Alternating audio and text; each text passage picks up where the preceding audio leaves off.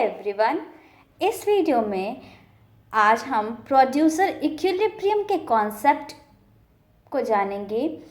Basically क्या होता है प्रोड्यूसर इक्विलिब्रियम और क्यों इसको पढ़ा जाता है, हम ये इस वीडियो में जानेंगे। और अपकमिंग वीडियोस में हम इस टॉपिक को डिटेल में डिस्कस करेंगे। तो इस वीडियो को शुरू करते हैं ना। प्रोड्यूसर और इक्विलिब्रियम दोनों ही दो वर्ड हैं। प्रोड्यूसर से हम सब लोग जानते हैं कि प्रोड्यूसर वो जो प्रोड्यूस कर रहा है, जो किसी कमोडिटी को बना रहा है, मैन्युफैक्चर कर रहा है या उसको प्रोड्यूस कर रहा है, वो प्रोड्यूसर। और इक्विलिब्रियम क्या होता है? Equilibrium refers to a state of rest when no change is required. Equilibrium एक तरह का स्टेट होता है जब रेस्ट का स्टेट होता है, यानी अब और की इच्छा नहीं होती है, आपको जितना मिल गया आप उसमें सेटिस्फाई हो गया, तो ये इक्विलिब्रियम का स्टेट कहलाता है। ठीक है, आपको अब कोई चीज़, आपके पास जो चीज़ है आपको उसमें कोई चेंज नहीं करना है, आप उसमें खुश हैं, तो ये जो स्टेट होता है ये इक्विलिब्रियम का स्टेट होता है, रेस्ट का स्टेट होता है। तो बेसिकली प्रोड्यूसर से इक्विलिब्रियम क्या हुआ? Producer is in equilibrium when it has no inclination to expand or to contract its output।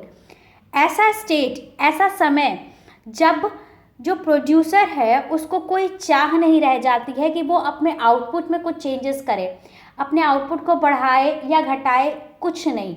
जो भी उसको मिल रहा है वो जब उसमें पूरी तरह से संतुष्ट हो जाता है, हैप्पी हो जाता है, तो वो जो होता है इक्विलिब्रियम के पोजीशन में आ जाता है और उस पोजीशन को प्रोड्यूसर इक्विलिब्रियम के नाम से जानते हैं। अब कंज्यूमर इक्विलिब्रियम भी हमने पढ़ा। अब कंज्यूमर इक्विलिब्रियम क्या होता था? ऐसा स्टेट ऑफ रेस्ट जहां पर कंज्यूमर सेटिस्फाइड हो गया है। और प्रोड्यूसर इक्विलिब्रियम में क्या पढ़ना है हमें? कि जहां पर प्रोड्यूसर सेटिस्फाइड हो गया है। कंज्यूमर में क्या था? कंज्यूमर कब सेटिस्फाई होता था? जब उसकी जो भी वांट्स है पूरी हो जाए, जो भी कमोडिटी उसको हाईएस्ट लेवल ऑफ सेटिस्फैक्शन दे, उसका जब सेटिस्फैक्शन पूरा हो जाए। ठीक है, ये कंज्यूमर तब स्टेट ऑफ रेस्ट में होता है। लेकिन प्रोड्यूसर कब होता है? प्रोड्यूसर सेटिस्फैक्शन चाहेगा, बट उसका सेटिस्फैक्शन क्या रहेगा? प्रॉफिट से रहेगा, कि ज़्यादा से ज़्यादा उसको प्रॉफिट हो सके और कम से कम लॉस हो सके। तो जब वो ज़्यादा से ज़्यादा प्रॉफिट कमा लेगा और कम से कम लॉस सह पाएगा, तो वो इक्विलिब्रियम के स्टेट में हो जाएगा। यानी वो अब हैप्पी हो जाएगा कि उसे जो भी मिल रहा है, जो भी वो आउटपुट प्रोड्यूस कर रहा है, उससे उसको इतना मिल पा रहा है कि वो अपना मैक्सिमम प्रॉफिट गेन कर पा रहा है उस आउटपुट से, और मिनिमम लॉस को बियर कर रहा है उस आउटपुट से।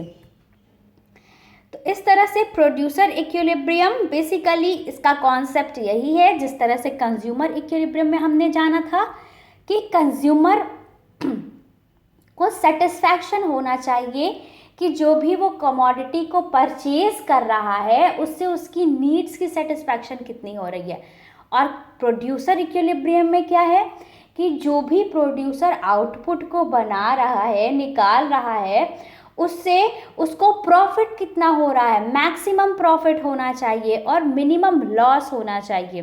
तो जब ऐसा केस आ जाता है तो प्रोड्यूसर हैप्पी हो जाता है और कहता है कि अब मैं इक्विलिब्रियम के स्टेट में हूँ, मुझे अब कोई चेंज नहीं चाहिए, मुझे ना तो अपना आउटपुट बढ़ाना है और ना ही उसे घटाना है।